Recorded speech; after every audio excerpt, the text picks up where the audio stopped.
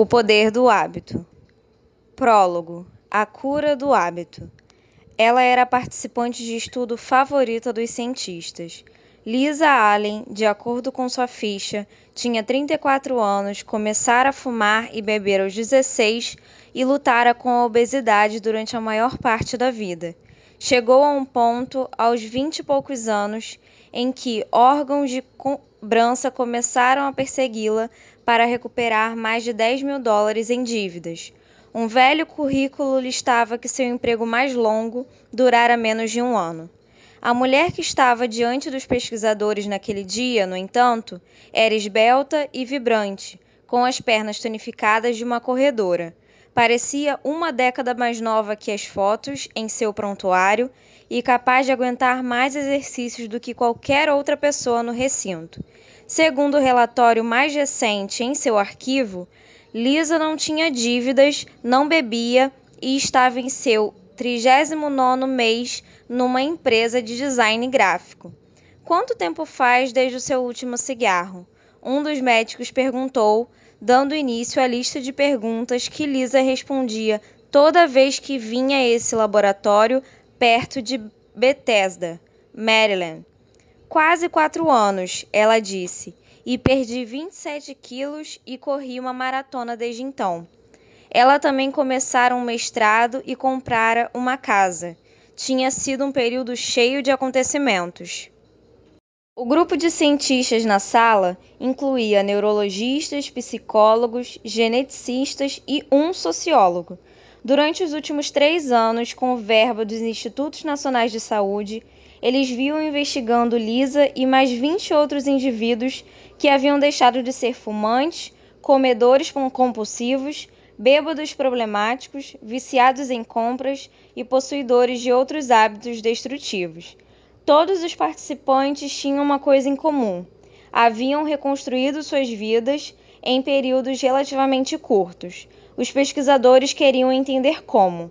Por isso, mediram os sinais vitais de cada um, instalaram câmeras de vídeo dentro de suas casas para obter suas rotinas, sequenciaram trechos de seus DNAs e, com tecnologias que lhes permitiam espiar dentro da cabeça das pessoas em tempo real, observaram o sangue e os impulsos elétricos fluírem através de seus cérebros enquanto eram expostos a tentações como fumaça de cigarro e refeições fartas.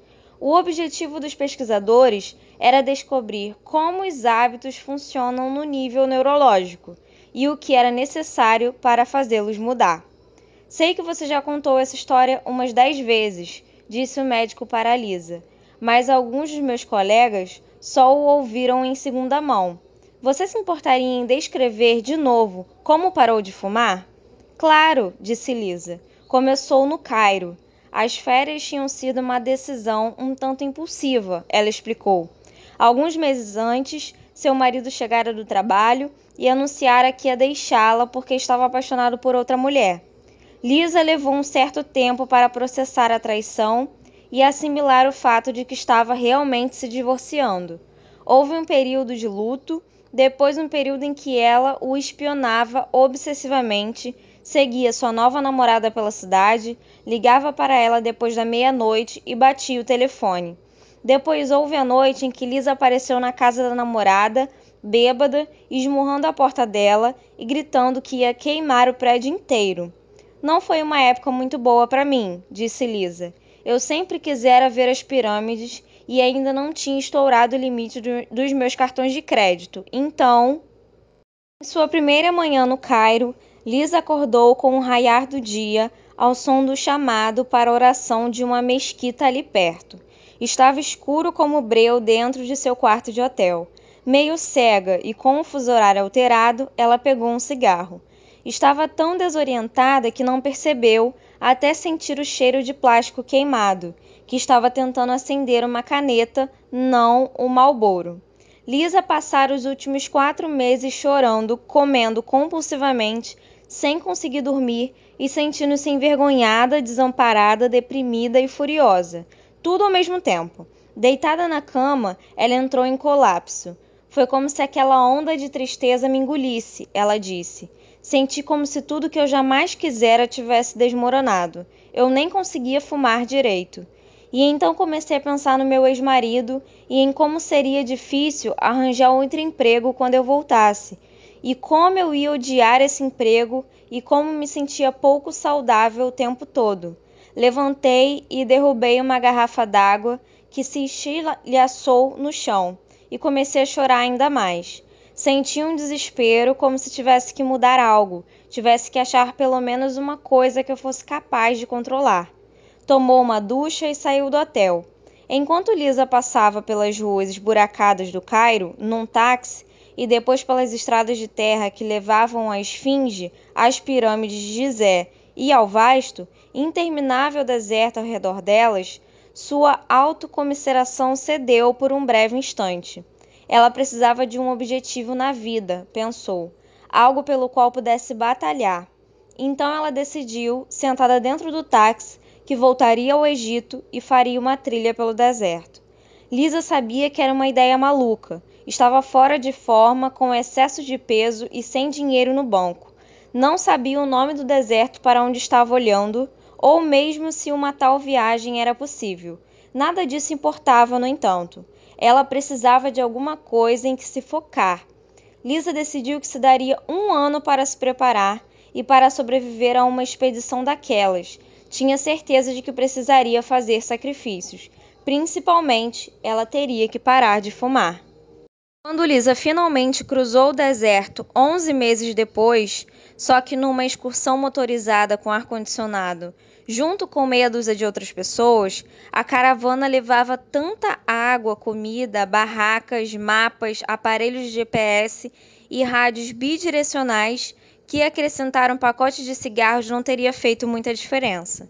Mas no táxi, Lisa não sabia disso, e para os cientistas no laboratório, os detalhes da sua viagem não eram relevantes, pois por motivos que eles só estavam começando a entender, aquela pequena mudança na percepção de Lisa naquele dia no Cairo, a convicção de que precisava parar de fumar para realizar seu objetivo, desencadeara uma série de transformações que acabariam refletindo em todas as partes de sua vida.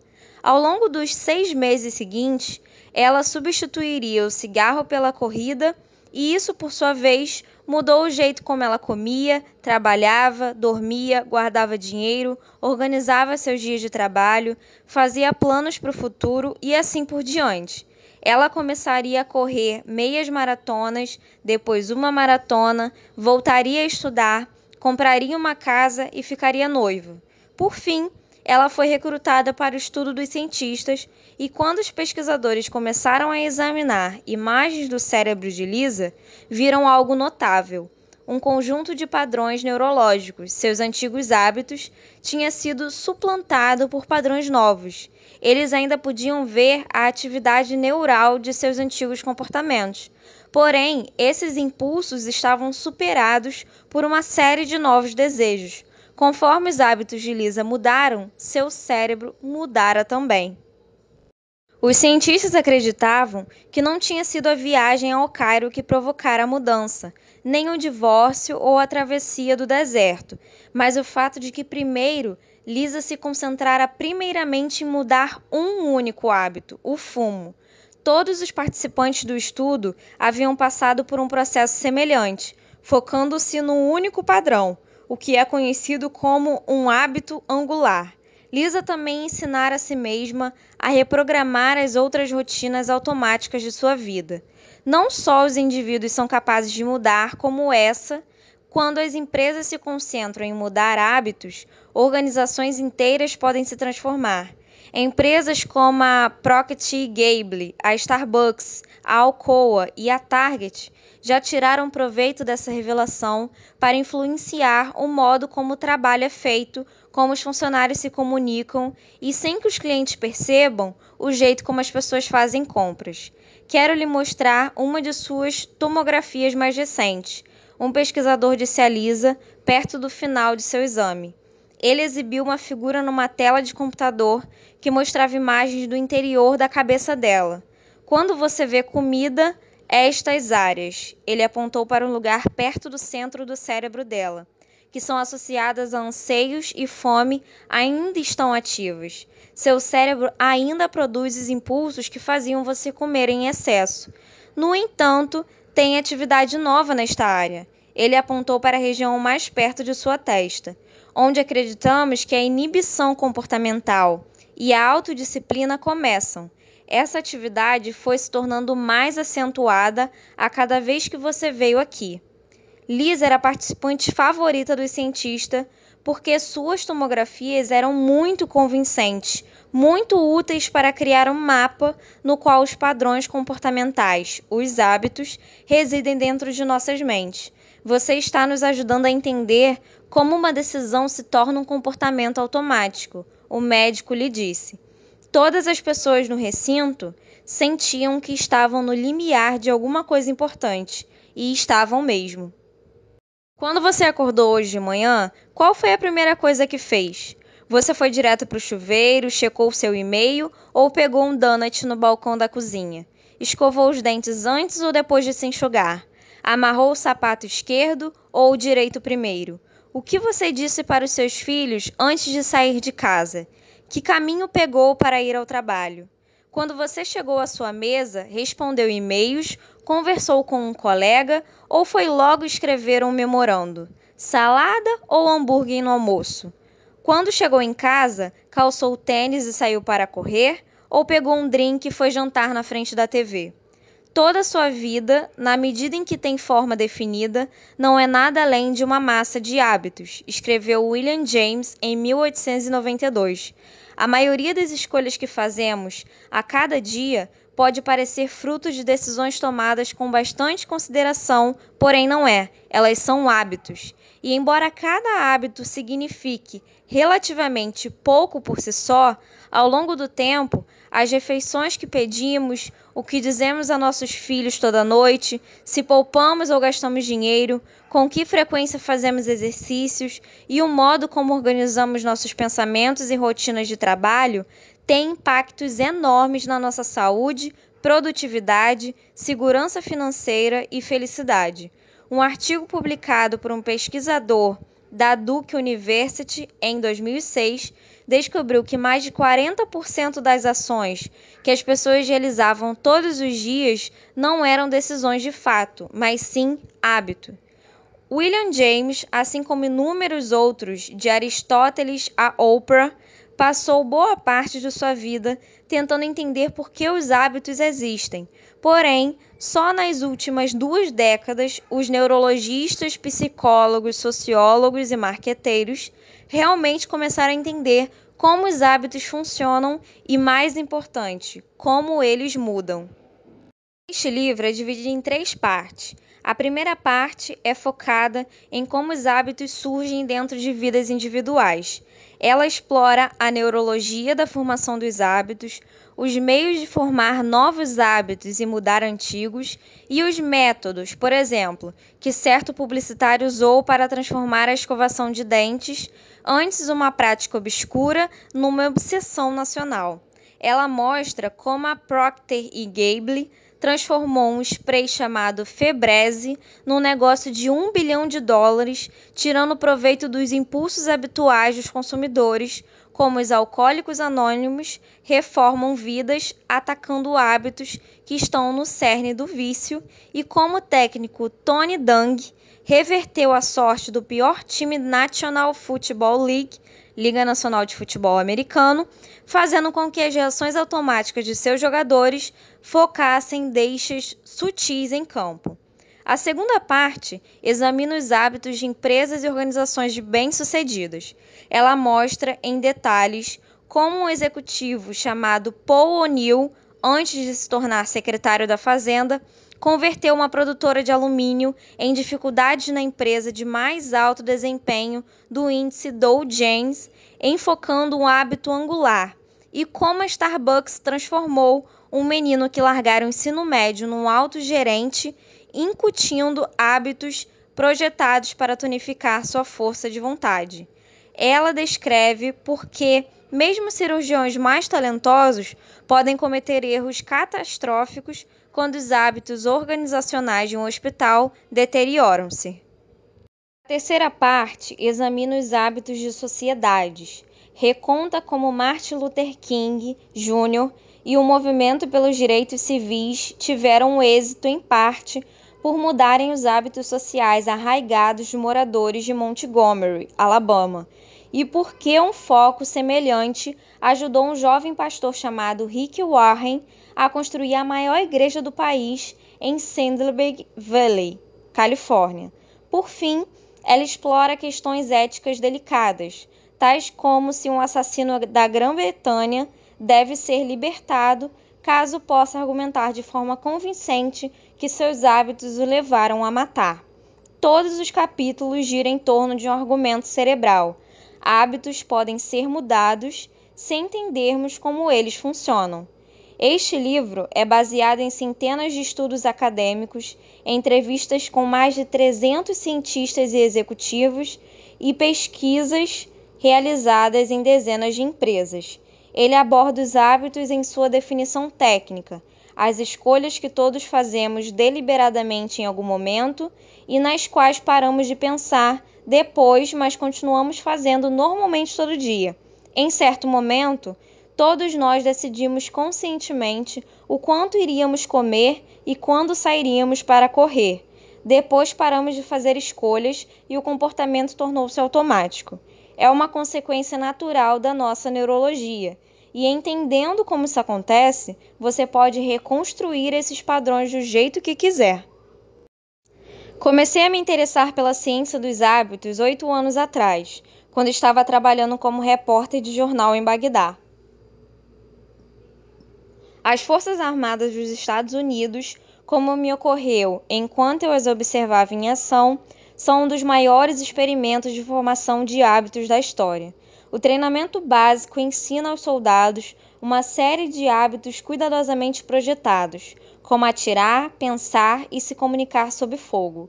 No campo de batalha, cada comando emitido se baseia em comportamentos praticados a ponto de virarem automáticos. A organização inteira depende de rotinas ensaiadas inúmeras vezes para construir base, definir prioridades estratégicas e decidir como reagir a ataques.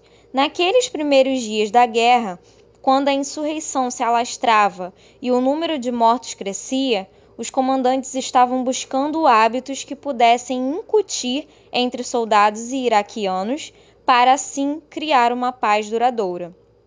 Fazia cerca de 2 meses que eu estava no Iraque, quando ouvi falar de um oficial que realizava um programa improvisado de modificação de hábitos em Kufa, uma pequena cidade a 150 quilômetros da capital. Ele era um major do exército que analisara fitas de vídeo de tumultos recentes e identificara um padrão. A violência geralmente era precedida por uma multidão de iraquianos que se reunia numa praça ou outro espaço aberto e ao longo de várias horas aumentava. Os vendedores ambulantes de comida apareciam, assim como os espectadores. Então alguém jogava uma pedra ou uma garrafa e o caos corria solto. Quando o major se reuniu com o prefeito de Kufa, fez um pedido estranho. Será que eles podiam manter os ambulantes afastados das praças? Claro, disse o prefeito. Uma das poucas semanas depois, uma pequena multidão reuniu-se perto de Masjid al-Kufa, ou Grande Mesquita de Kufa. Ao longo da tarde, ela foi inchando de tamanho. Algumas pessoas começaram a entoar frases de protesto. A polícia iraquiana, pressentindo problemas, falou com a base por rádio e pediu que as tropas americanas ficassem de sobreaviso. Quando escureceu, a multidão começou a ficar inquieta e faminta. As pessoas procuraram os vendedores de kebab, que geralmente enchiam a praça, mas não encontraram nenhum. Os espectadores se foram, os protestantes ficaram desanimados. Às 8 da noite, todo mundo tinha ido embora. Quando visitei a base perto de Kufa, conversei com o major. As pessoas não pensam necessariamente na dinâmica de uma multidão em termos de hábitos, ele me disse, mas passara toda a sua carreira sendo treinado na psicologia da formação de hábitos. No acampamento militar, ele assimilara hábitos para carregar sua arma, adormecer numa zona de guerra, manter o foco em meio ao caos da batalha e tomar decisões enquanto estava exausto e sobrecarregado. Frequentara aulas que lhe ensinaram hábitos para economizar dinheiro, se exercitar todo dia e se comunicar com os colegas de dormitório. Conforme foi avançando de posto, ele aprendeu a importância dos hábitos organizacionais para garantir que os subordinados pudessem tomar decisões sem pedir permissão o tempo todo. E como as rotinas certas tornavam mais fácil trabalhar ao lado de pessoas que ele normalmente não suportava. E agora, na tarefa improvisada de construir uma nação, ele estava vendo como multidões e culturas seguiam muitas das mesmas regras. Num certo sentido, ele disse, uma comunidade era um aglomerado gigante de hábitos que ocorriam entre milhares de pessoas e que, dependendo da forma como estas são influenciadas, podia resultar em violência ou em paz. Além de retirar os vendedores ambulantes, promovera dezenas de experimentos diferentes em Cufa para influenciar os hábitos dos moradores. Não houvera um único tumulto desde que chegara. Entender os hábitos foi a coisa mais importante que aprendi no exército, o major me disse. Isso mudou tudo no modo como vejo o mundo. Você quer adormecer rápido e acordar se sentindo bem? Preste atenção aos seus padrões noturnos e ao que faz automaticamente quando acorda. Quer fazer com que correr seja fácil? Crie estímulos para transformar isso numa rotina. Treino meus filhos como esse tipo de pensamento. Minha mulher e eu escrevemos planos de hábitos para o nosso casamento. É só nisso que falamos em reuniões de comando.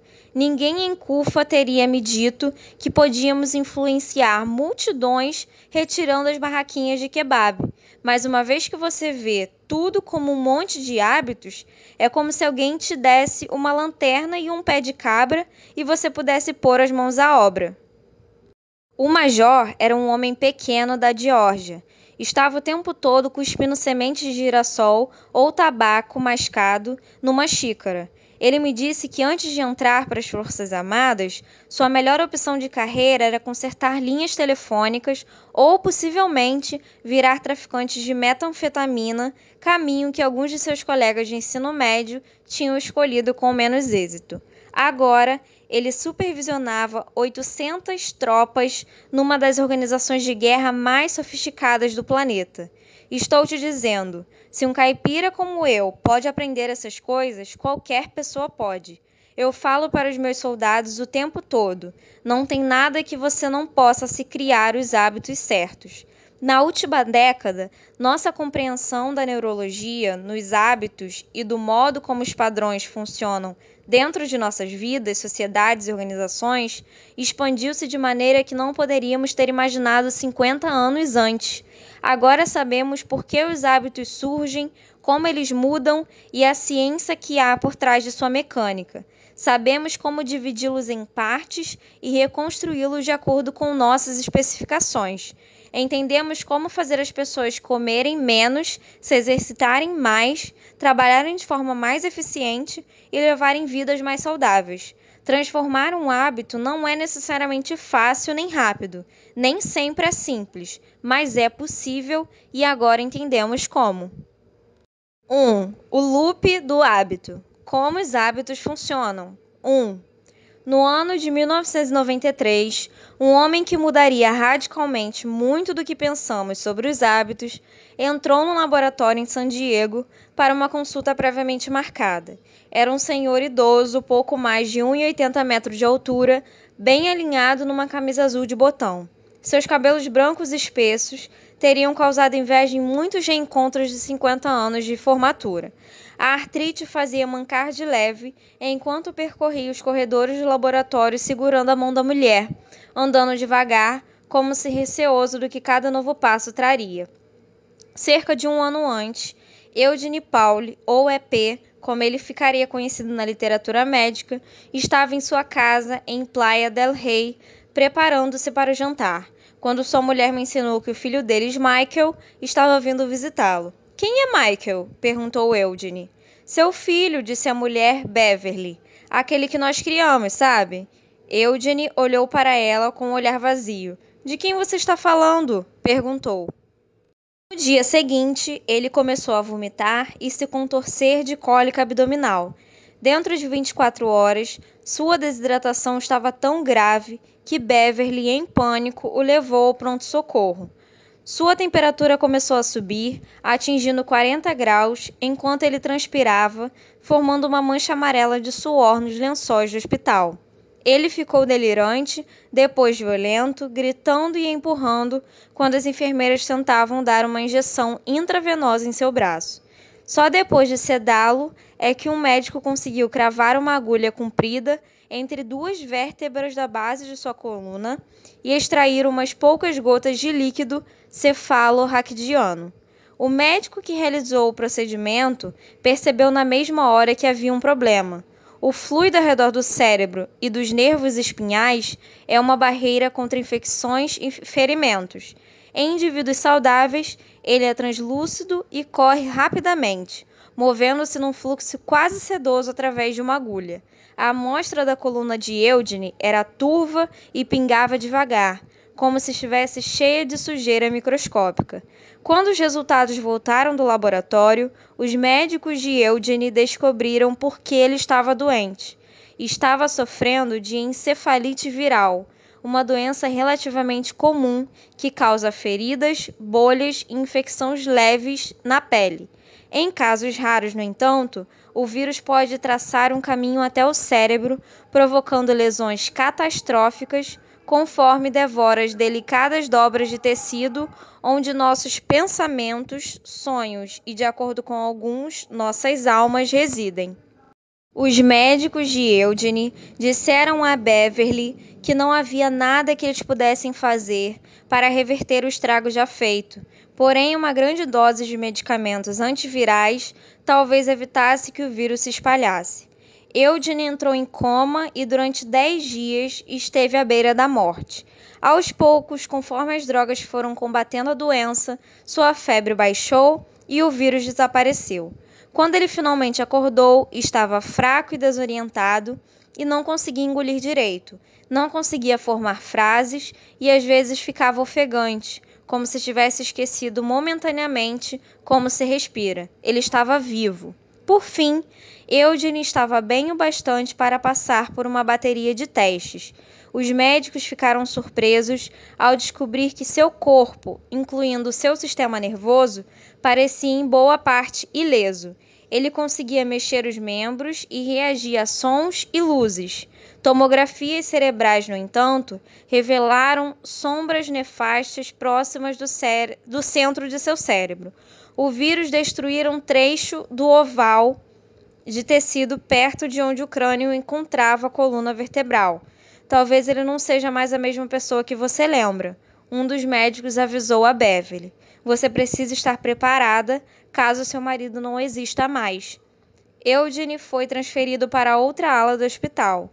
Dentro de uma semana, já engolia com facilidade. Mais outra semana e ele começou a falar normalmente, pedindo gelatina e sal, mudando de canal na televisão e reclamando das novelas chatas. Quando foi enviado a um centro de reabilitação 5 semanas depois, Eugene andava pelos corredores e oferecia aos enfermeiros conselhos não solicitados sobre seus planos para o fim de semana. Acho que nunca vi alguém voltar desse jeito, um médico disse a Beverly. Não quero alimentar suas esperanças, mas isso é surpreendente. Beverly, no entanto, continuava preocupada. Na clínica de reabilitação, ficou claro que a doença havia alterado seu marido de modos perturbadores. Por exemplo, Eugene era incapaz de lembrar que dia da semana era ou os nomes de seus médicos e enfermeiros por mais vezes que eles se apresentassem. Por que eles não param de me fazer todas essas perguntas? Ele perguntou a Beverly um dia depois que o médico saiu de seu quarto. Quando finalmente voltou para casa, as coisas ficaram ainda mais estranhas. Eugene não parecia se lembrar dos amigos deles, tinha dificuldade de acompanhar conversas. Às vezes de manhã saía da cama, andava até a cozinha, fritava bacon e ovos para comer, depois voltava para debaixo das cobertas e ligava o rádio. 40 minutos depois, fazia a mesma coisa. Levantava, fritava bacon e ovos, voltava para a cama e mexia no rádio. Depois fazia tudo de novo. Assustada, Beverly procurou a ajuda de especialistas, entre os quais um pesquisador da Universidade da Califórnia, em San Diego, especializado em perda de memória. E foi assim que, num dia ensolarado de outono, Beverly e Eugene se viram num prédio indistinto no campus da universidade, lentamente caminhando de mãos dadas por um corredor. Eles foram conduzidos a uma pequena sala de exames. Eugene começou a conversar com uma moça que estava usando um computador. Trabalhei com eletrônica ao longo dos anos e fico impressionado com tudo isso, ele disse, apontando para a máquina em que ela estava digitando. Quando eu era mais novo, essa coisa teria sido instalada em 2 suportes de 1,80 metros, ocupando essa sala inteira. A mulher continuou digitando. Eugene deu uma risadinha. Isso é incrível, ele disse. Todos esses circuitos impressos e díodos e tríodos. Na época em que eu trabalhava com eletrônica, teria 2 suportes de 1,80 metros segurando essa coisa. Um cientista entrou na sala e se apresentou. Perguntou a Eugene que idade ele tinha. Vejamos, 59 ou 60? Eugene respondeu. Ele tinha 71 anos. Os cientistas começaram a digitar no computador. Eugene sorriu e apontou para a máquina. Isso é mesmo formidável, ele disse. Sabe, quando eu trabalhava com eletrônica, teria 2 suportes de 1,80 metros segurando essa coisa.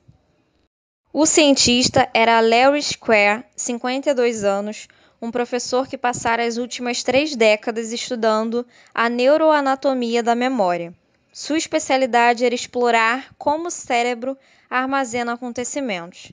Seu trabalho com Eugene, no entanto, logo lhe revelaria um novo mundo e para centenas de outros pesquisadores que remodelaram nossa compreensão de como os hábitos funcionam. Os estudos de Square mostrariam que mesmo alguém incapaz de lembrar sua própria idade ou de quase qualquer outra coisa pode desenvolver hábitos que parecem inconcebivelmente complexos, até você perceber que todo mundo depende de processos neurológicos semelhantes todos os dias. A pesquisa dele e dos outros ajudaria a revelar os mecanismos subconscientes que impactam as inúmeras escolhas que parecem ser fruto de um pensamento racional, mas na verdade são influenciadas por impulsos que a maioria de nós não reconhece ou compreende. Quando Square conheceu Eugene, já fazia semanas que ele vinha estudando imagens de seu cérebro. Os exames indicavam que quase toda a lesão dentro do crânio de Eugene se limitava a uma área de 5 centímetros perto do centro da cabeça. O vírus destruíra quase inteiramente seu lobo temporal medial, uma faixa de células que os cientistas suspeitavam ser responsável por todo tipo de tarefa cognitiva, tais como a lembrança do passado e a regulação de algumas emoções. A totalidade da destruição não surpreendeu Square. A encefalite viral consome tecido com uma precisão cruel, quase cirúrgica. O que o deixou chocado era como as imagens pareciam familiares. 30 anos antes, quando era doutorado no MIT, Square trabalhara junto com um grupo que estudava um homem conhecido como H.M., um dos pacientes mais famosos da história da medicina. Quando H.M., seu nome verdadeiro era Henry Molaison, como os cientistas protegeram sua identidade ao longo de toda a sua vida, tinha 7 anos, foi atropelado por uma bicicleta e caiu, batendo a cabeça com força. Logo em seguida, passou a ter ataques epiléticos e começou a desmaiar. Aos 16 anos, teve sua primeira crise tônica clônica, o tipo de convulsão que afeta o cérebro inteiro em pouco tempo. Ele estava perdendo a consciência até 10 vezes por dia. Quando completou 27 anos, H.M. estava desesperado. Os medicamentos anticonvulsivos não tinham ajudado. Ele era inteligente, mas não conseguia permanecer no emprego. Ainda morava com os pais. H.M. queria levar uma vida normal. Por isso procurou a ajuda de um médico cuja tolerância com experimentos era maior que seu medo de cometer um erro médico. Estudos haviam sugerido que uma área do cérebro, chamada hipocampo, talvez exercesse um papel nos ataques epiléticos. Quando o médico propôs fazer uma incisão na cabeça de HM, levantar a seção frontal de seu cérebro e, com um pequeno canudo, sugar de dentro de seu crânio o hipocampo e parte do tecido ao redor, HM deu seu consentimento. A cirurgia aconteceu em 1953 e, quando HM se recuperou, seus ataques epiléticos diminuíram. Quase de imediato, no entanto, ficou claro que seu cérebro tinha sido alterado radicalmente. HM sabia seu nome e que sua mãe era irlandesa. Lembrava da queda da Bolsa de 1929 e de noticiários sobre a invasão da Normandia. Mas quase tudo que veio depois, todas as lembranças, experiências e esforços da maior parte da década antes da cirurgia, tinha sido apagado. Quando o médico começou a testar a memória de HM, mostrando-lhe cartas de baralho e listas de números, ele descobriu que HM era incapaz de reter qualquer informação nova por mais de uns 20 segundos. Desde o dia de sua cirurgia até sua morte em 2008, cada pessoa que HM encontrava, cada música que ouvia, cada sala em que entrava, era uma experiência completamente nova. Seu cérebro tinha congelado no tempo. Todo dia ele ficava perplexo com o fato de que alguém podia mudar o canal de televisão apontando um retângulo preto de plástico para a tela. Ele se apresentava repetidamente para os médicos e enfermeiras, dezenas de vezes por dia. Eu adorava aprender sobre HM, pois a memória parecia um jeito tão palpável e instigável de estudar o cérebro. Square me disse: cresci em Ohio e ainda lembro na primeira série da minha professora distribuindo giz de cera para todo mundo e comecei a misturar todas as cores para ver se ia dar certo. Por que guardei essa memória, mas não consigo lembrar o rosto da professora? Por que meu cérebro decide que uma memória é mais importante que outra? Quando Square recebeu as imagens do cérebro de Eugene, ficou espantado com a semelhança entre aquele cérebro e o de HM. Havia pedaços vazios do tamanho de nozes no meio da cabeça de ambos. A memória de Eugene, assim como a de HM, tinha sido removida. Conforme Square começou a examinar Eugene, no entanto, viu que aquele paciente era diferente de HM, em alguns aspectos cruciais. Enquanto quase todo mundo percebia, minutos após conhecer HM, que havia alguma coisa muito estranha, Eugene conseguia travar conversas e realizar tarefas que não alertariam um observador casual de que havia algo errado. Os efeitos da cirurgia de HM tinham sido tão debilitantes que ele passou o resto da vida internado. Eugene, por outro lado, morava em casa com a mulher. HM não conseguia travar conversas de verdade. Já Eugene tinha a habilidade impressionante de conduzir quase qualquer diálogo para um tema que ele ficasse à vontade para discutir longamente, tal como satélite. Ele trabalhava como técnico para uma empresa aeroespacial ou as condições climáticas. Square começou a examinar Eugene, perguntando a ele sobre sua juventude. Eugene falou da cidade onde crescera, no centro da Califórnia, do tempo que servira na marinha mercante, de uma viagem que fizera à Austrália quando era jovem. Lembrava da maior parte dos acontecimentos de sua vida que tinham se passado antes de cerca de 1960. Quando Square perguntava sobre décadas posteriores, Eugene educadamente mudava de assunto e dizia que tinha dificuldade de lembrar de alguns acontecimentos recentes. Square realizou alguns testes de inteligência e descobriu que o intelecto de Eugene ainda era aguçado para um homem incapaz de se lembrar das 3 últimas décadas. Além disso, ele ainda tinha todos os hábitos que adquirira na juventude. Por isso, sempre que Square lhe dava um copo d'água ou o elogiava por uma resposta especialmente detalhada, Eugene agradecia e retribuía o elogio.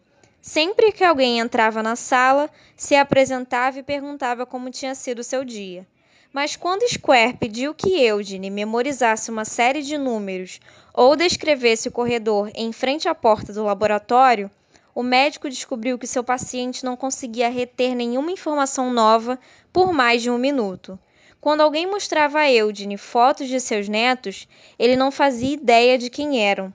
Quando Square perguntava se ele se lembrava de ter ficado doente, Eugene dizia que não tinha lembrança alguma de sua doença nem da estada no hospital. Na verdade, Eugene quase nunca lembrava que estava sofrendo de amnésia. Sua imagem mental de si mesmo não incluía a perda de memória, e já que ele não conseguia se lembrar da lesão, não conseguia conceber que havia algo de errado. Nos meses após conhecer Eugene, Square realizou o experimento que testavam os limites de sua memória. A essa altura, Eugene e Beverly tinham se mudado de Playa del Rey para San Diego para ficar mais perto da filha, e Square muitas vezes os visitava para fazer exames. Um dia, Square pediu que Eugene esboçasse uma planta de sua casa. Ele foi incapaz de desenhar um mapa rudimentar mostrando onde ficava a cozinha ou o quarto. Quando você levanta da cama de manhã, como sai do quarto? Square perguntou. Olha, disse Eugene, não sei direito. Square tomou notas em seu laptop e, enquanto o cientista digitava, Eugene se distraiu. Olhou de relance para o outro lado da sala e então se levantou, andou até um corredor e abriu a porta do banheiro. Uns poucos minutos depois, Square ouviu a descarga, a torneira aberta e Eugene enxugando as mãos nas calças. Voltou para a sala e sentou-se outra vez na cadeira ao lado de Square. Esperou pacientemente pela próxima pergunta. Na época, ninguém se perguntou como um homem incapaz de desenhar um mapa de sua própria casa conseguia achar o banheiro sem hesitação. Mas essa pergunta e outras parecidas acabariam levando a uma série de descobertas que transformaram nossa compreensão do poder dos hábitos. Isso ajudaria a deflagrar uma revolução científica que hoje envolve centenas de pesquisadores que estão aprendendo pela primeira vez a entender todos os hábitos que influenciam nossas vidas. Quando Eugene sentou-se à mesa, olhou para o laptop de Square. Isso é impressionante, ele disse, apontando para o computador. Sabe, quando eu trabalhava com eletrônica, teria 2 suportes de 1,80 metros segurando essa coisa. Nas primeiras semanas depois que eles se mudaram para a casa nova, Beverly tentava tirar Eugene de casa todo dia. Os médicos haviam lhe dito que era importante que ele se exercitasse e se Eugene ficasse dentro de casa por muito tempo, deixava Beverly maluca, fazendo as mesmas perguntas inúmeras vezes num looping infinito. Por isso, toda manhã e toda tarde, ela o levava para dar um passeio no quarteirão, sempre juntos e sempre seguindo o mesmo itinerário. Os médicos tinham avisado a Beverly que ela precisaria monitorar Eugene constantemente. Disseram que se ele algum dia se perdesse, nunca mais conseguiria achar o caminho de casa. Mas certa manhã, quando ela se vestia, Eugene saiu despercebido pela porta da frente. Ele tinha uma tendência a perambular de um cômodo para o outro, por isso Beverly levou um tempo para perceber que ele tinha sumido. Quando percebeu, entrou em pânico, correu para a rua e tentou enxergá-lo. Não conseguiu vê-lo. Foi até a casa dos vizinhos e esmurrou as janelas. As casas eram parecidas. Será que Eugene tinha se confundido e entrado em outra? Ela correu até a porta e tocou a campainha até alguém atender. Eugene não estava lá. Ela correu de volta para a rua, seguindo o quarteirão, gritando o nome de Eugene. Estava chorando. E se ele tivesse ido a algum lugar com trânsito? Como diria alguém onde morava? Ela já estava fora fazia 15 minutos, procurando em toda parte. Então correu para casa a fim de ligar para a polícia.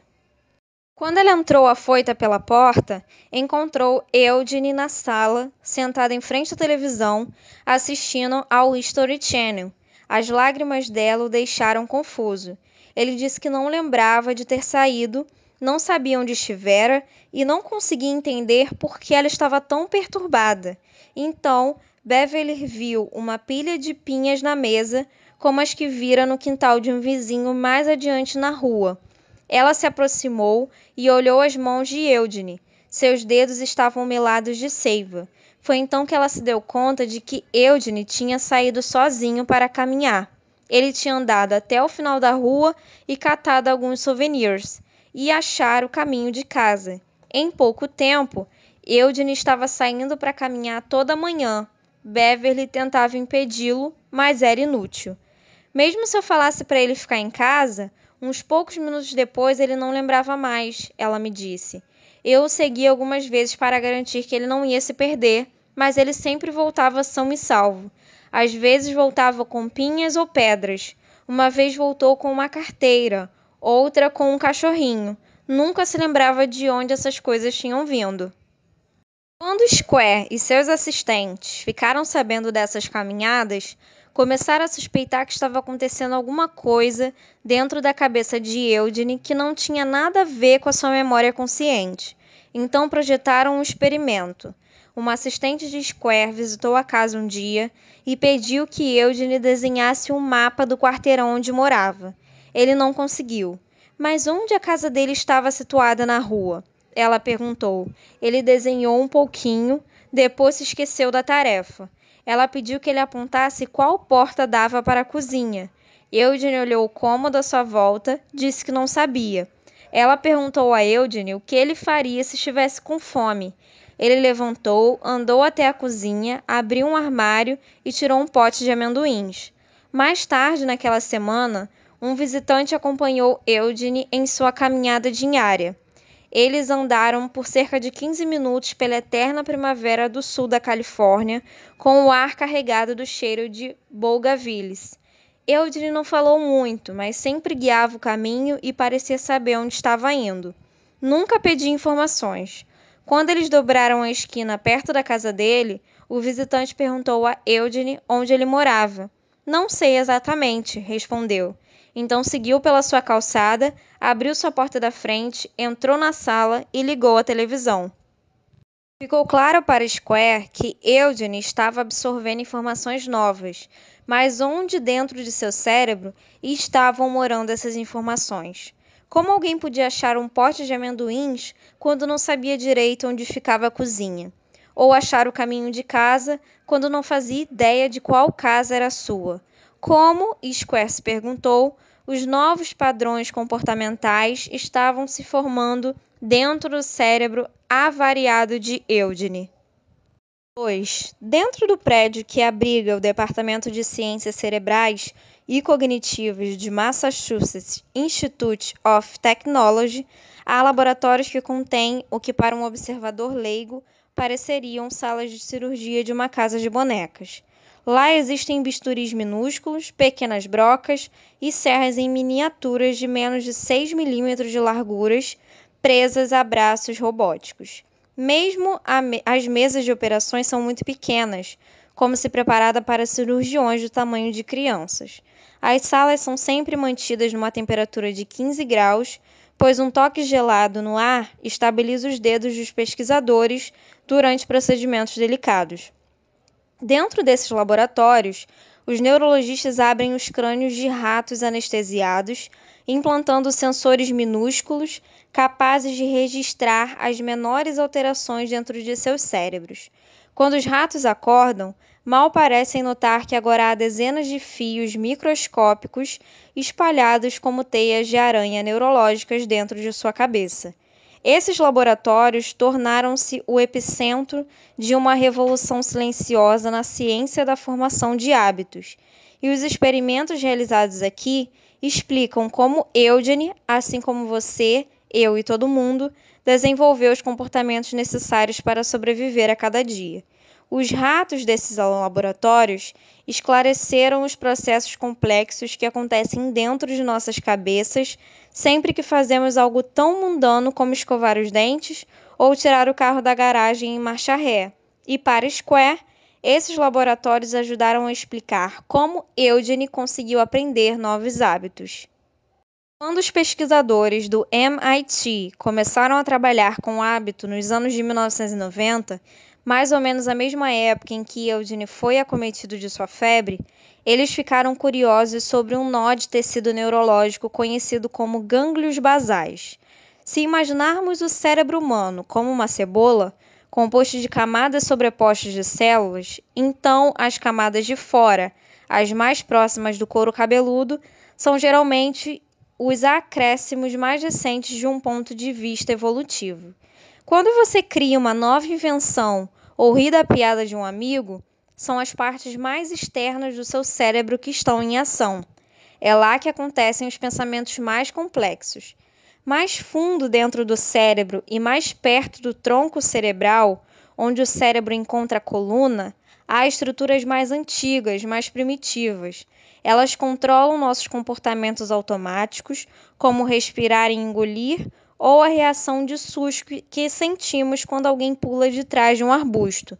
Mais para o centro do crânio, há um nó de tecido do tamanho de uma bola de golfe, que é parecido com aquilo que se encontra dentro da cabeça de um peixe, réptil ou mamífero.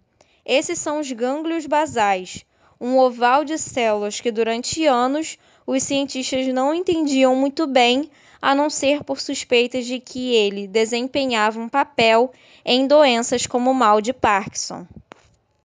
No começo dos anos 1990, os pesquisadores do MIT começaram a cogitar que os gânglios basais talvez pudessem ser essenciais para os hábitos também.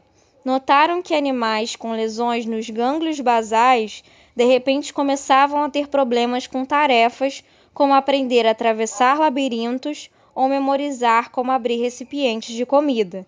Decidiram fazer experimentos usando novas microtecnologias que lhes permitiam observar nos mínimos detalhes o que estava acontecendo dentro da cabeça de cada rato enquanto ele realizava dezenas de rotinas.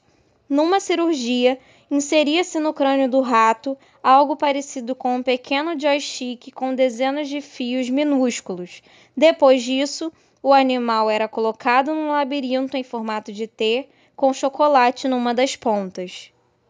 O labirinto era estruturado de modo que cada rato ficasse posicionado atrás de uma divisória que se abria fazendo um clique alto. No começo, quando o rato escutava o clique e via a divisória desaparecer, geralmente ia e voltava pelo corredor do meio, farejando os cantos e arranhando as paredes. Parecia sentir o cheiro do chocolate, mas não conseguia descobrir como achá-lo. Quando chegava ao topo do T, muitas vezes virava à direita, afastando-se do chocolate, e depois acabava indo para a esquerda, às vezes fazendo uma pausa sem nenhum motivo óbvio. Por fim, a maioria dos animais descobria a recompensa, mas não havia padrão discernível no caminho deles. Era como se cada rato estivesse dando um passeio descontraído sem pensar. As sondas nas cabeças dos ratos, no entanto, contavam uma história diferente. Enquanto cada um deles percorria o labirinto, seu cérebro, e em particular seus gânglios basais, trabalhava intensamente. Cada vez que um rato farejava o ar ou arranhava uma parede, seu cérebro explodia de atividade, como se analisando cada novo cheiro, imagem e som. O rato estava processando informações durante todo o tempo em que perambulava. Os cientistas repetiram o experimento diversas vezes, observando como a atividade cerebral de cada rato se alterava conforme percorria centenas de vezes a mesma rota. Uma série de mudanças lentamente surgiu.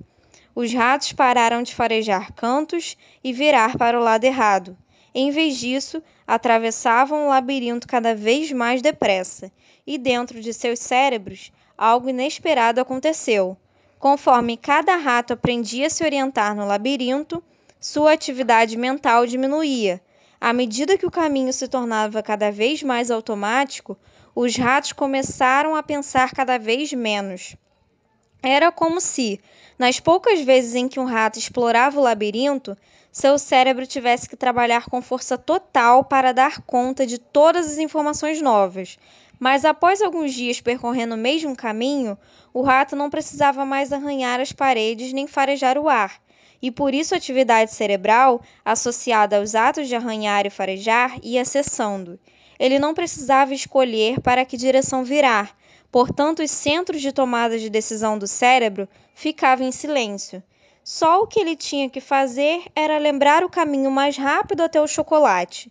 Dentro de uma semana, até as estruturas cerebrais relacionadas à memória tinham se aquietado. O rato havia internalizado como atravessar o labirinto correndo num tal grau que quase não precisava pensar. Porém, essa internalização, correr reto, dobrar à esquerda, comer o chocolate, dependia dos gânglios basais, como as sondas cerebrais indicavam. Essa minúscula e primitiva estrutura neurológica parecia assumir o comando conforme o rato corria cada vez mais depressa e seu cérebro trabalhava cada vez menos. Os gânglios basais eram essenciais para recordar padrões e agir como base neles. Os gânglios basais, em outras palavras, armazenavam hábitos mesmo enquanto o resto do cérebro adormecia. Para observar essa capacidade cerebral, considere este gráfico que mostra a atividade dentro do crânio de um rato quando ele se depara com o labirinto pela primeira vez. Inicialmente, o cérebro está trabalhando duro o tempo todo. Depois de uma semana, quando o caminho fica conhecido e a corrida se torna um hábito, o cérebro do rato se acalma enquanto ele percorre o labirinto. Este processo, em que o cérebro converte uma sequência de ações numa rotina automática, é conhecido como chunking, agrupamento, e está na raiz de como os hábitos se formam. Há dezenas, se não centenas, de blocos, chunks, comportamentais, dos quais dependemos todos os dias. Alguns são simples, você automaticamente põe pasta de dente na escova antes de colocá-la na boca. Alguns, tais como se vestir ou preparar o almoço das crianças, são um pouco mais complexos. Outros são tão complicados que é espantoso pensar que um pequeno pedaço de tecido, que evoluiu há milhões de anos, possa chegar a transformá-los em hábitos. Pensemos no ato de tirar o carro da garagem em marcha ré. Quando você aprendeu a dirigir, fazer isso exigiu uma grande dose de concentração, e por um bom motivo. A tarefa envolve abrir a garagem, destrancar a porta do carro, ajustar o banco, inserir a chave na ignição, girá-la em sentido horário, mexer nos retrovisores e conferir se não há obstáculos, colocar o pé no freio, engatar a marcha ré, tirar o pé do freio, estimar mentalmente a distância entre a garagem e a rua enquanto você mantém as rodas alinhadas e observa o trânsito no sentido contrário. Calcular como as imagens refletidas nos espelhos se traduzem em distâncias reais entre o para-choque, as latas de lixo e as cercas. Tudo isso enquanto você aplica uma leve pressão ao acelerador e o freio e, muito provavelmente, pede ao passageiro que, por favor, pare de mexer no rádio. Hoje em dia, no entanto, você faz tudo isso cada vez que sai para a rua, quase sem pensar. A rotina acontece por hábito. Milhões de pessoas executam esse intricado balé toda manhã, sem pensar, pois assim que sacamos as chaves do carro, nossos gânglios basais entram em ação, identificando o hábito que armazenamos em nosso cérebro referente a tirar um carro para a rua em marcha ré. Uma vez que esse hábito começa a se desenrolar, nossa massa cinzenta está livre para ficar em silêncio ou dar sequência a outros pensamentos. E é por isso que temos capacidade mental suficiente para perceber que o Jimmy esqueceu a lancheira dentro de casa. Os hábitos, dizem os cientistas, surgem porque o cérebro está o tempo todo procurando maneiras de poupar esforço. Se deixando por conta própria, o cérebro tentará transformar quase qualquer rotina num hábito, pois os hábitos permitem que nossas mentes desacelerem com mais frequência. Este instinto de poupar esforço é uma enorme vantagem. Um cérebro eficiente exige menos espaço, o que permite uma cabeça menor, tornando o parto mais fácil e, portanto, causando menos mortes de bebês e de mães. Um cérebro eficiente também nos permite parar de pensar constantemente em comportamentos básicos, tais como andar e escolher o que comer, de modo que podemos dedicar energia mental para inventar lanças, sistemas de irrigação e, por fim, aviões e videogames. Mas preservar o esforço mental é uma questão complicada, pois se nossos cérebros desligam no momento errado, talvez deixemos de notar algo importante, como um predador escondido nos arbustos ou um carro em alta velocidade enquanto saímos para a rua. Por isso, nossos gânglios basais desenvolveram um sistema inteligente para determinar quando devem permitir que os hábitos assumam o comando. É algo que acontece sempre que um bloco de comportamento começa ou termina. Para ver como isso funciona, observe de novo atentamente o gráfico do hábito neurológico do rato. Note que a atividade cerebral atinge seus picos no começo do labirinto, quando o rato ouve o clique antes que a divisória comece a se mexer, e outra vez no final, quando ele acha o chocolate. Esses picos são o modo como o cérebro determina quando deve ceder o controle a um hábito e qual hábito deve usar. De trás de uma divisória, por exemplo, é difícil para um rato saber se ele está dentro de um labirinto conhecido ou de um armário desconhecido com o gato à espreita do lado de fora. Para lidar com essa incerteza, o cérebro despende muito esforço no começo de um bloco de comportamento, procurando alguma coisa, uma deixa, que lhe forneça uma pista de qual hábito usar. De trás de uma divisória, se um rato ouve um clique, ele sabe que deve usar o hábito do labirinto. Se ouve um miado, escolhe um padrão diferente. Ao final da atividade, quando a recompensa aparece, o cérebro desperta e confere se tudo correu como esperado. Esse processo dentro dos nossos cérebros é um loop de 3 estágios. Primeiro há uma deixa, um estímulo que manda seu cérebro entrar em modo automático e indica qual hábito ele deve usar. Depois há a rotina, que pode ser física, mental ou emocional. Finalmente, há uma recompensa, que ajuda seu cérebro a saber se vale a pena memorizar este looping específico para o futuro. Ao longo do tempo, este loop deixa a rotina-recompensa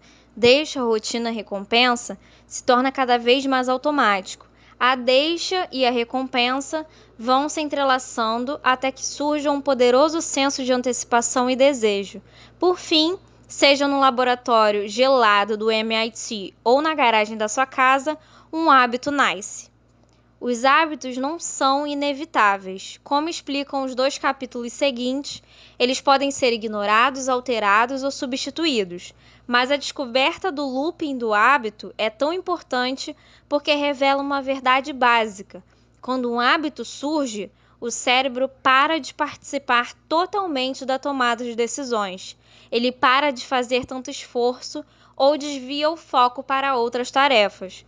A não ser que você deliberadamente lute contra o hábito, que encontre novas rotinas, o padrão irá se desenrolar automaticamente. No entanto, apenas entender como os hábitos funcionam, aprender a estrutura do loop do hábito, já os torna mais fáceis de controlar. Assim que você divide um hábito em seus componentes, está apto a brincar com as engrenagens. Fizemos experimentos em que treinamos ratos para atravessar um labirinto até que virasse um hábito e depois eliminamos o hábito mudando a localização da recompensa. Me disse Anne Grable, uma cientista do MIT, que supervisionou muitos dos experimentos com os gânglios basais. Então, um dia, colocamos a recompensa no lugar antigo, soltamos um rato e aí está, o velho hábito ressurge imediatamente. Os hábitos nunca desaparecem de fato.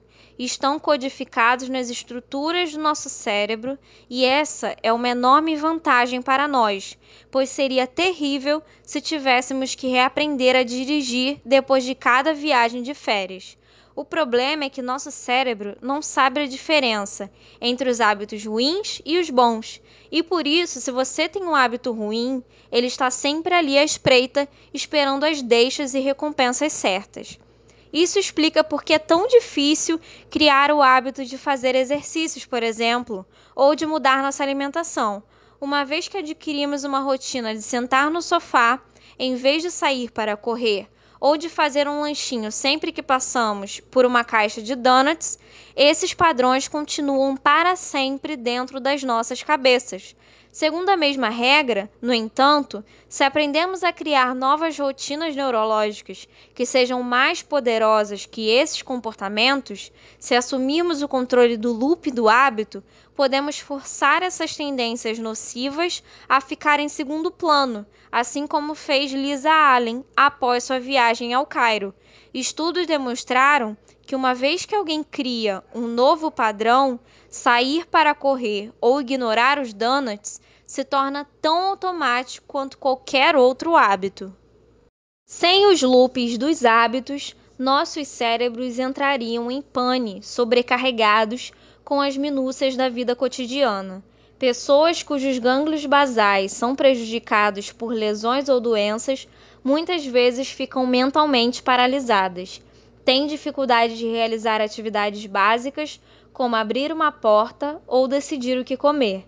Perdem a capacidade de ignorar detalhes insignificantes. Um estudo, por exemplo, descobriu que pacientes com lesões nos gânglios basais eram incapazes de reconhecer expressões faciais, inclusive medo e nojo, porque nunca sabiam direito em qual parte do rosto deviam se focar.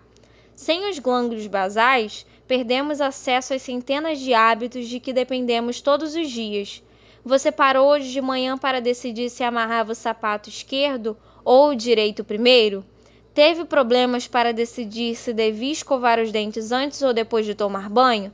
É claro que não. Essas decisões são habituais, não exigem esforço. Contanto que seus gânglios basais estejam intactos e as deixas continuem constantes, os comportamentos acontecerão sem pensar. Se bem que, quando você sai de férias, talvez se vista de maneiras diferentes ou escove os dentes num outro momento da rotina matinal sem perceber. Ao mesmo tempo, no entanto, a dependência do cérebro de rotinas automáticas pode ser perigosa. Muitas vezes, os hábitos são tanto uma maldição quanto um benefício. Pense no caso de Eugene, por exemplo. Os hábitos lhe deram sua vida de volta depois que ele perdeu a memória, e então levaram tudo embora de novo. 3. Conforme Larry Square, o especialista em memória, passava cada vez mais tempo com Eugene, foi ficando convencido de que seu paciente estava de algum modo aprendendo comportamentos novos. Imagens do cérebro de Eugene mostravam que seus gânglios basais tinham escapado da lesão causada pela encefalite viral. Seria possível, perguntou-se o cientista, que Eugene, mesmo com a grave lesão cerebral, ainda pudesse usar o loop deixa rotina recompensa?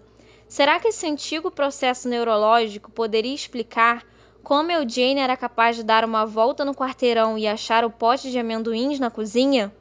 Para testar se Eugene estava formando novos hábitos, Square criou um experimento.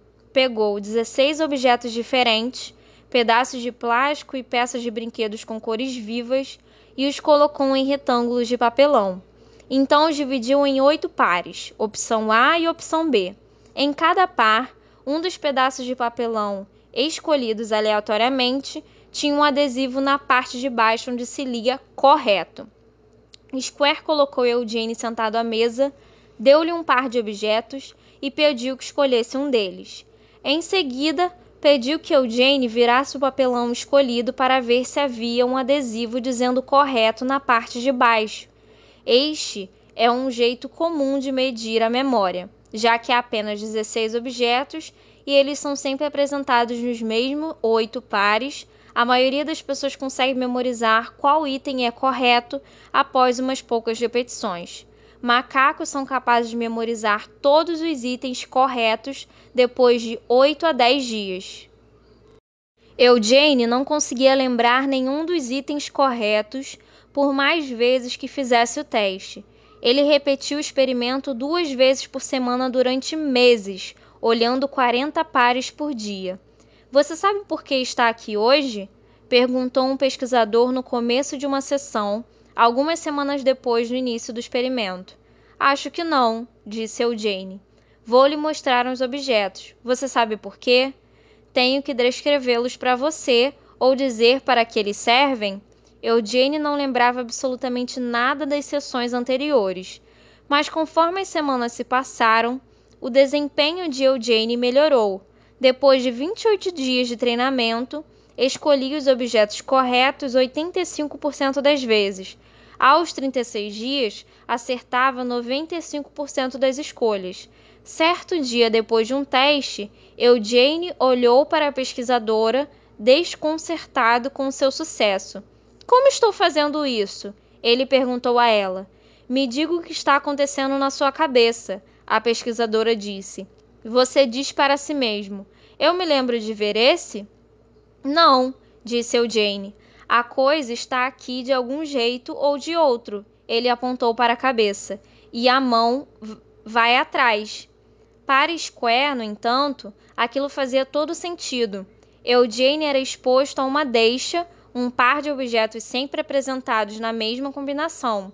Havia uma rotina, ele escolhia um objeto e olhava para ver se havia um adesivo embaixo, mesmo não fazendo ideia de por que se sentia impelido a virar o papelão. Então havia uma recompensa, a satisfação que ele obtinha após achar um adesivo proclamando correto. Por fim, um hábito surgia. Para se certificar de que aquele padrão era realmente um hábito, Square realizou mais um experimento. Pegou todos os 16 itens e os pôs na frente de Eugene ao mesmo tempo. Pediu que colocasse todos os objetos corretos numa mesma pilha. Eugene não fazia ideia de por onde começar. Minha nossa, como vou lembrar isso? Ele perguntou. Estendeu a mão para pegar um objeto e começou a virá-lo. A pesquisadora o deteve. Não, ela explicou. A tarefa era pôr os itens em pilhas. Por que ele estava tentando virá-los? É só um hábito, eu acho, ele disse. Ele não conseguiu fazer aquilo. Os objetos, quando apresentados fora do contexto do looping do hábito, não faziam sentido para ele. Essa era a prova que Square procurava. Os experimentos demonstravam que Eugene tinha a capacidade de formar novos hábitos, mesmo quando eles envolviam tarefas ou objetos dos quais ele era incapaz de lembrar por mais de uns poucos segundos. Isso explicava como Eugene conseguia sair para passear toda manhã. As deixas, certas árvores nas esquinas ou a localização de caixas de correios específicas eram consistentes toda vez que ele saía. E por isso, embora ele fosse incapaz de reconhecer sua casa, seus hábitos sempre o guiavam de volta para a porta da frente. Isso também explicava por que Eugene tomava café da manhã 3 ou 4 vezes por dia, mesmo que não estivesse com fome, contanto que as deixas certas estivessem presentes, como seu rádio ou a luz da manhã entrando pelas janelas, ele automaticamente seguia o roteiro ditado por seus gânglios basais. Além disso, havia dezenas de outros hábitos na vida de Eugene que as pessoas só perceberam quando começaram a procurar. A filha de Eugene, por exemplo, muitas vezes passava na casa deles para dar um oi. Falava com o pai na sala por um tempo, depois entrava na cozinha para ficar com a mãe e então ia embora, despedindo-se com um aceno ao sair pela porta. Eugene, que já tinha esquecido a conversa anterior deles quando ela saía, ficava bravo, porque ela estava indo embora sem conversar com ele, e depois esquecia porque estava chateado. Porém, o hábito emocional já havia começado, e por isso sua raiva persistia, inflamada e além da sua compreensão, até se consumir por si só. Às vezes ele batia na mesa ou falava palavrões, e se alguém perguntava por que ele dizia, não sei, mas estou bravo. Beverly me contou. Ele chutava a cadeira ou era ríspido com quem quer que entrasse na sala. Então, poucos minutos depois, ele sorria e falava do tempo.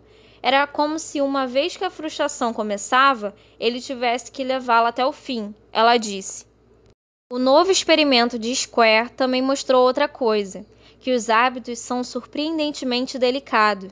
Se as deixas de Eugene sofressem mesmo a menor alteração, seus hábitos caíam em desarranjo. Por exemplo, nas poucas vezes em que ele dava a volta no quarteirão e havia algo de diferente, a prefeitura estava fazendo obras na rua ou uma ventania tinha soprado galhos por toda a calçada, Eugene se perdia por mais perto que estivesse de casa, até que um vizinho gentil lhe mostrasse o caminho até sua porta.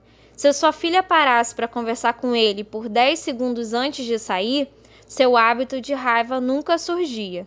Os experimentos de Square com Eugene revolucionaram a compreensão da comunidade científica de como o cérebro funciona, provando de uma vez por todas que é possível aprender e fazer escolhas inconscientes sem ter nenhuma lembrança da lição ou da tomada de decisão. Eugene mostrou que os hábitos, tanto quanto a memória e a razão, são a raiz do nosso comportamento. Talvez não nos lembremos das experiências que criam nossos hábitos, mas uma vez que estão alojados dentro dos nossos cérebros, eles influenciam o modo como agimos, muitas vezes sem percebermos. Desde que o primeiro artigo de Square sobre os hábitos de Eugene foi publicado, a ciência da formação de hábitos se transformou num grande campo de estudo. Pesquisadores das universidades de Duke, Harvard, UCLA, Yale, USA, Princeton, Pensilvânia e de todas as escolas no Reino Unido, Alemanha e Holanda, assim como cientistas corporativos trabalhando para a Procter e Gamble, Microsoft, Google e centenas de outras empresas estão focados em compreender a neurologia e psicologia dos hábitos, suas forças e fraquezas, por que eles surgem e como podem ser mudados. Os pesquisadores descobriram que as deixas podem ser quase qualquer coisa, desde um estímulo visual, como um doce ou um comercial de TV, até certo lugar, uma hora do dia, uma emoção, uma sequência de pensamentos ou a companhia de pessoas específicas. As rotinas podem ser incrivelmente complexas ou fantasticamente simples. Alguns hábitos, como aqueles relacionados a emoções, são medidos em milissegundos. As recompensas podem variar desde comida ou drogas, que causam sensações físicas, até compensações emocionais, tais como os sentimentos de orgulho que acompanham os elogios ou as autocongratulações. E em quase todos os experimentos, os pesquisadores viram ecos das descobertas de Square em Eugene. Os hábitos são poderosos, mas delicados. Podem surgir fora da nossa consciência ou ser arquitetados deliberadamente. Muitas vezes acontecem sem a nossa permissão, mas podem ser remodelados se manipularmos suas peças. Eles dão forma à nossa vida muito mais do que percebemos. São tão fortes, na verdade, que fazem com que nosso cérebro se apegue a eles a despeito de todo o resto, inclusive o bom senso. Uma série de experimentos, por exemplo, pesquisadores afiliados ao Instituto Nacional do Abuso do Álcool e do Alcoolismo treinaram camundongos para apertar alavancas em resposta a certas deixas, até que o comportamento se tornasse um hábito. Os camundongos eram sempre recompensados com comida. Então, os cientistas envenenaram a comida para que deixasse os bichos violentamente enjoados ou eletrificaram o chão, de modo que quando os camundongos andavam em direção à recompensa, levavam um choque. Os camundongos sabiam que a comida e a jaula eram perigosas. Quando recebiam as bolinhas envenenadas numa tigela ou viam os painéis eletrificados no chão, mantinham distância. No entanto, quando viam suas antigas deixas, apertavam a alavanca sem pensar e comiam a comida ou andavam pelo chão, mesmo enquanto vomitavam ou pulavam por causa da eletricidade. O hábito estava tão arraigado que os camundongos não conseguiam evitar. Não é difícil encontrar um caso análogo no mundo humano. Pense no fast food, por exemplo. Faz sentido quando as crianças estão morrendo de fome e você está dirigindo para casa depois de um longo dia, parar só esta vez no McDonald's ou no Burger King. As refeições não são caras, o sabor é tão bom. Afinal, uma única dose de carne processada, batatas fritas salgadas e refrigerante cheio de açúcar representa um risco relativamente pequeno para a saúde, certo? Você não faz isso o tempo todo. Porém, os hábitos surgem sem a nossa permissão. Estudos indicam que, em geral, as famílias não pretendem comer fast food regularmente. O que acontece é que um padrão de uma vez por mês lentamente se torna uma vez por semana e então 2 vezes por semana, conforme as deixas e recompensas criam o hábito, até que as crianças estão consumindo uma quantidade de hambúrgueres e fritas que é prejudicial à saúde.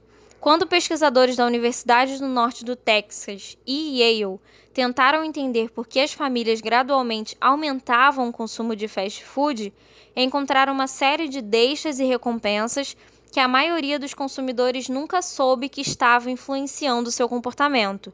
Eles descobriram o loop do hábito. Todo McDonald's, por exemplo, possui a mesma aparência. A empresa deliberadamente tenta padronizar a arquitetura das lanchonetes e que os funcionários dizem aos clientes, de modo que tudo seja uma deixa consistente para desencadear rotinas de compra.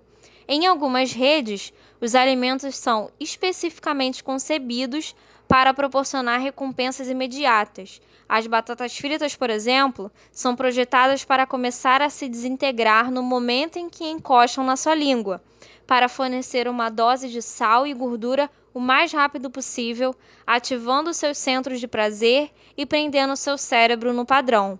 Muito melhor para estreitar o loop do hábito. No entanto, mesmo esses hábitos são delicados. Quando uma lanchonete de fast food fecha, as famílias que antes comiam lá muitas vezes passam a jantar em casa em vez de procurar um lugar alternativo.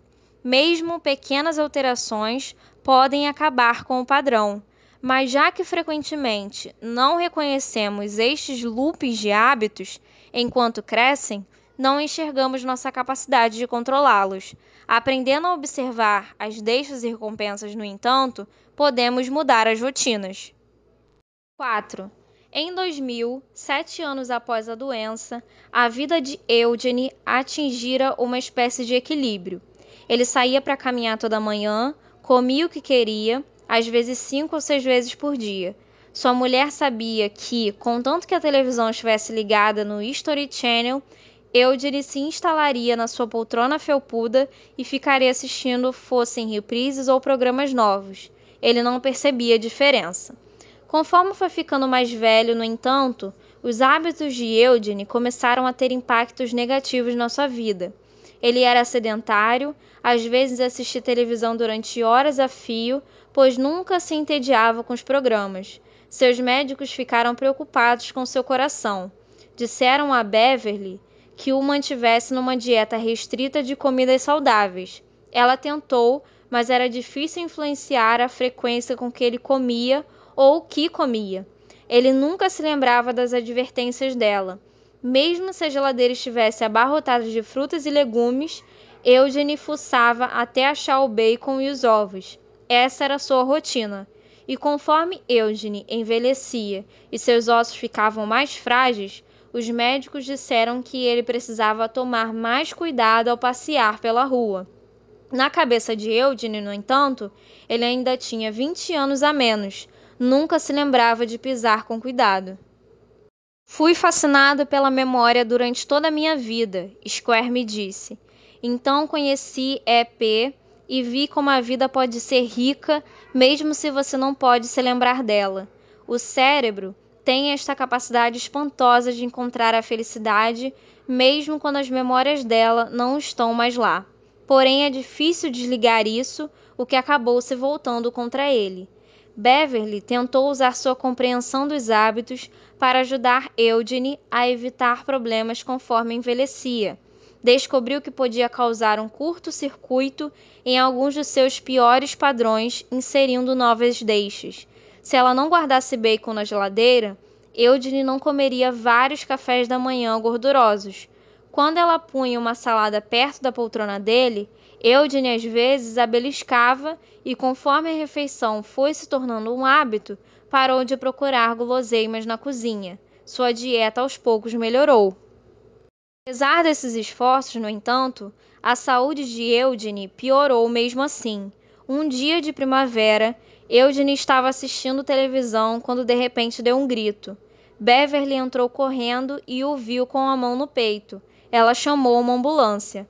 No hospital foi diagnosticado um pequeno ataque cardíaco. A essa altura, a dor tinha passado e Eugene estava lutando para sair da maca. Naquela noite, ele ficou o tempo todo arrancando os sensores presos a seu peito para poder deitar de lado e dormir. Alarmes soavam e enfermeiras entravam correndo. Elas tentavam fazer com que parasse de mexer nos sensores, prendendo-os no lugar com o esparadrapo e dizendo que iam amarrá-lo se ele continuasse se mexendo. Nada funcionava. Ele esquecia as ameaças logo depois que eram feitas. Então sua filha disse a uma enfermeira que tentasse elogiá-lo por cooperar e ficar quieto, e repetisse o elogio inúmeras vezes sempre que o via. Sabe como é? Queríamos apelar para o orgulho dele, me disse sua filha, Carol Reyes. Dizíamos: ah, pai, você está mesmo fazendo uma coisa importante pela ciência, deixando esses negocinhos no lugar. As enfermeiras começaram a paparicá-lo. Ele amou. Depois de alguns dias, ele fazia o que quer que elas pedissem. Eugene voltou para casa uma semana depois. Então, no outono de 2008, quando atravessava a sala de estar, Eugene tropeçou numa saliência perto da lareira, caiu e quebrou o quadril. No hospital, Square e sua equipe recearam que ele fosse ter crise de pânico por não saber onde estava. Por isso, deixaram bilhetes ao lado de sua cama, explicando o que acontecera, e colocaram fotos de seus filhos nas paredes. Sua mulher e seus filhos vinham visitá-lo todo dia. Eugene, no entanto, nunca ficou preocupado. Nunca perguntava por que estava no hospital. Àquela altura, ele parecia estar conciliado com a incerteza, disse Square. Fazia 15 anos que perdera a memória. Era como se parte de seu cérebro soubesse que havia algumas coisas que ele jamais entenderia e aceitasse isso bem. Beverly vinha ao hospital todos os dias. Eu passava um tempão falando com ele, ela disse. Dizia que o amava e falava dos nossos filhos e da vida boa que tínhamos. Apontava para as fotos e dizia como ele era querido. Fomos casados durante 57 anos e 42 deles foram um casamento normal de verdade. Às vezes era difícil, porque eu queria tanto meu velho marido de volta, mas pelo menos eu sabia que ele estava feliz. Umas poucas semanas depois, sua filha veio visitá-lo. Qual é o plano? Eugene perguntou quando ela começou. Ela o levou para fora numa cadeira de rodas até o gramado do hospital. O dia está lindo, disse Eugene. Que tempo ótimo, né? Ela falou para ele sobre suas crianças e eles brincaram com o cachorro. Ela achou que ele talvez pudesse voltar para casa em breve. O sol estava se pondo, ela começou a se preparar para levá-lo para dentro. Eugene olhou para ela. Tenho sorte de ter uma filha como você, ele disse. Ela foi pega desprevenida. Não conseguia se lembrar da última vez em que ele dissera uma coisa tão carinhosa. Tenho sorte de você ser meu pai, ela disse. Puxa, o dia está lindo, ele disse. O que você está achando do tempo? Aquela noite, à 1 da manhã, o telefone de Beverly tocou. O médico disse que Eugene sofrera um ataque cardíaco grave e os funcionários tinham feito o possível, mas não tinham conseguido reanimá-lo. Ele falecera. Depois de sua morte, ele seria celebrado pelos pesquisadores e imagens de seu cérebro seriam estudadas em centenas de laboratórios e escolas de medicina. Sei que ele teria ficado muito orgulhoso de saber o quanto contribuiu para a ciência, Beverly me disse. Ele me disse uma vez, logo depois de casarmos, que queria fazer alguma coisa importante com sua vida, algo que fizesse diferença, e ele fez. Apenas nunca se lembrou de nada disso.